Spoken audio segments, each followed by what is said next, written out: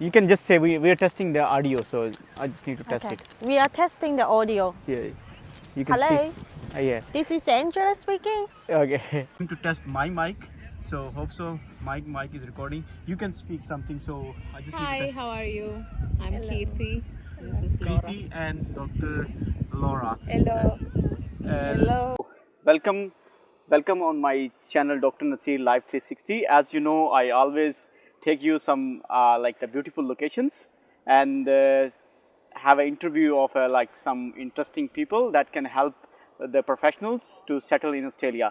Today I have with me Dr. Angela, and she's also international medical graduate. She has already passed the AMC 1 and English test, and she also have done the sonography course, and we will need to get more information from her if the IMG want to do that course. Is it beneficial for them, or what is the fee structure for this course, and what's the duration of it?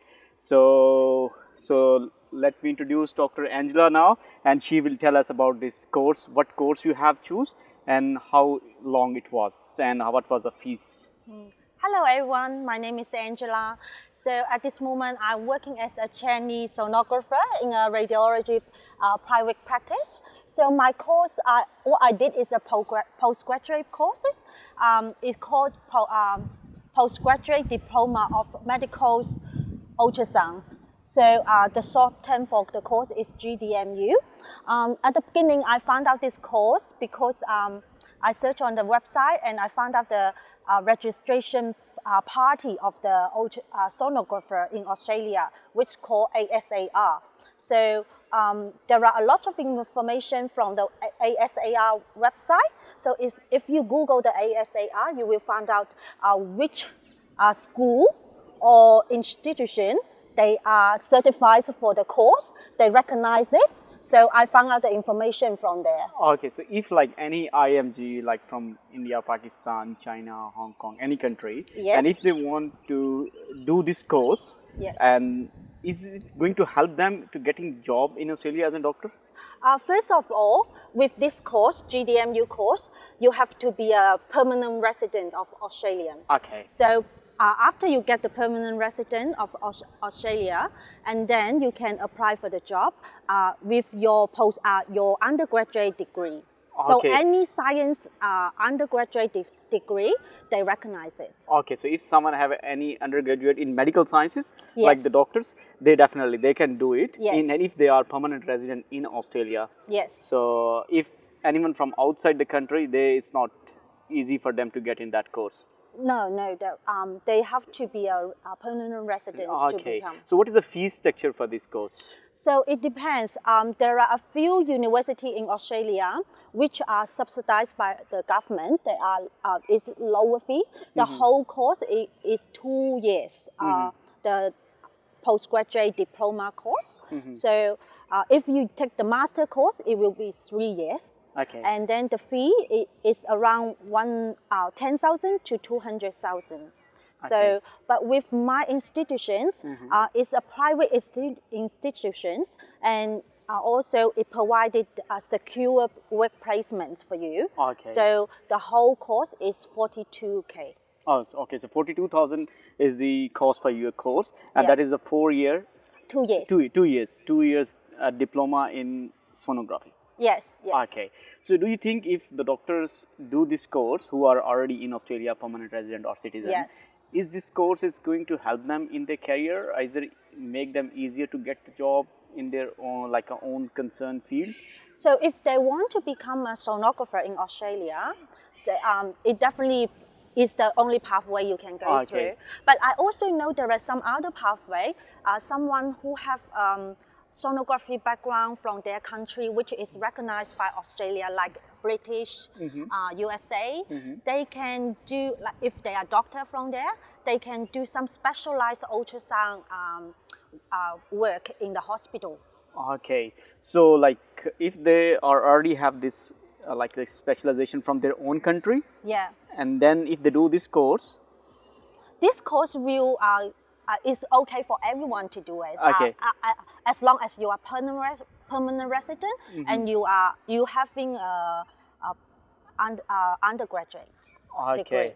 Okay, so if someone is specialized in their own country, home country, Yeah. and if they want to come in and want to start to work in Australian system, so they have to come through the specialist pathway, or is this course is going to help them in any part? I heard there are some of my college friends, they have a degree from China, but they also have experience in British, and after that they recognize it in some part in Australia. Okay. So they just go straight to the hospital system Okay. to do a fetal ultrasounds. Okay. So in that case, they don't need to do my course, but they need to have some pathway. They know someone working there. They can refer them to there. Yeah. So I think anything is not going to be the loss. If you learn something, if you do some course, it's always a win-win situation. So thank you so much for your time, and you. hope if anyone have a question regarding this course, please comment in the comment sections, and I will get back the answer from Dr. Angela. Thank you so much. So in this video, I'm going to bring someone else for all the doctors around the world. We have some important information. The people who has passed AMC 1 and AMC 2. We have two successful doctors here. One of them has passed, Dr. Laura has passed the AMC 1, and she has got the job in the Australian health system. The other one is Dr. Kriti. She has more intelligent because she has passed AMC 1 and 2, the most difficult exam. So let's have a conversation with them, and we will know that how we get in the system if you pass only AMC 1 and if you have passed AMC 2.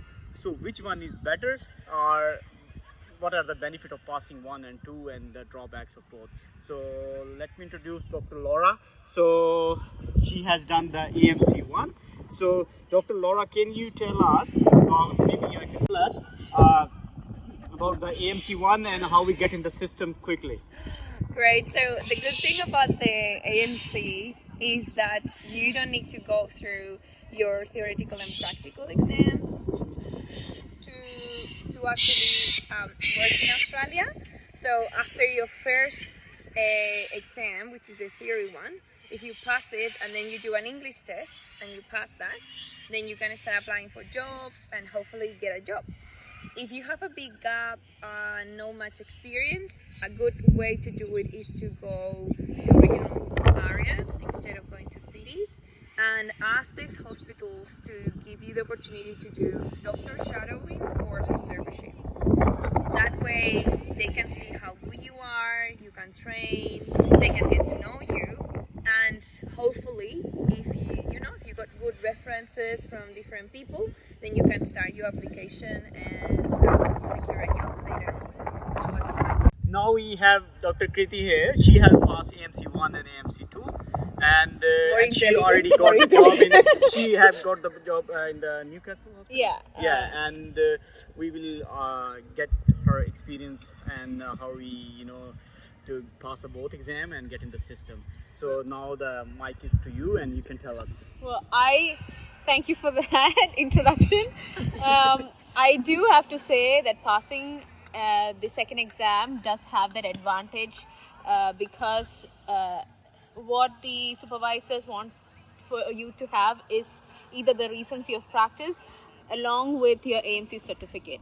So by passing the second exam, that's the advantage that you have, that you do have the opportunity to get into the registration system more quicker because of your second exam, and then you have the certificate, the AMC certificate.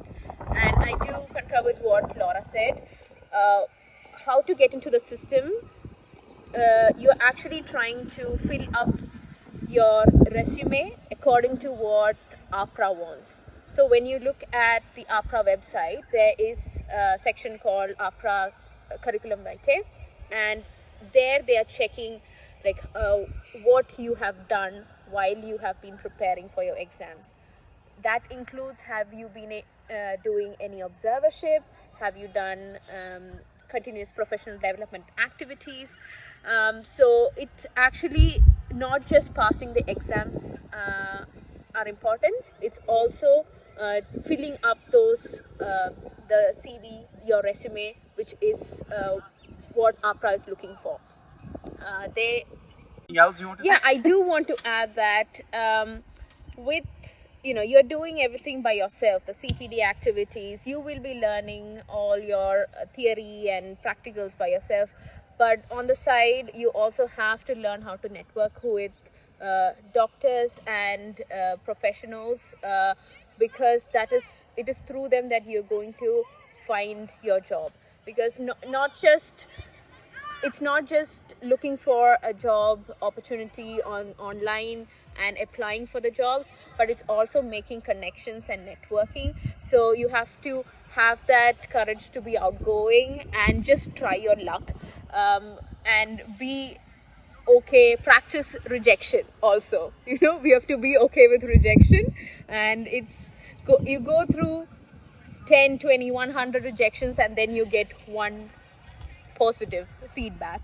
So that's what I would want you to do. Like, it's one tip that I want to say. And you can start networking with just communities in the beginning. Yes, Just like our ours. community, Yeah. IMG So- senior Yeah, community.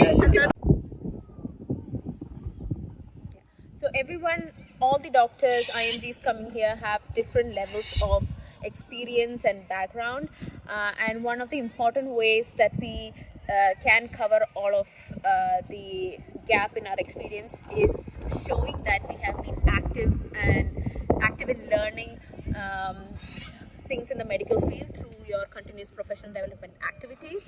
And there's lots and lots of platforms where you can get into and get many hours of the CPD hours. One of that I've been doing is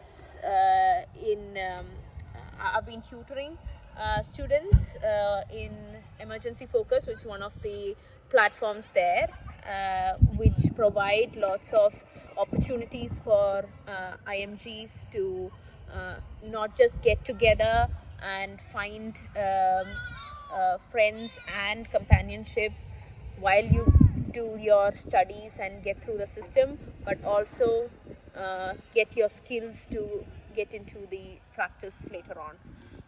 Let me tell you something about the Emergency Focus. Yeah. Emergencyfocus.net is a website where you can get the different courses for AMC1 and AMC2. And if any IMGs want to get in the Australian system, they have to go and visit that website. And there are some courses for AMC1.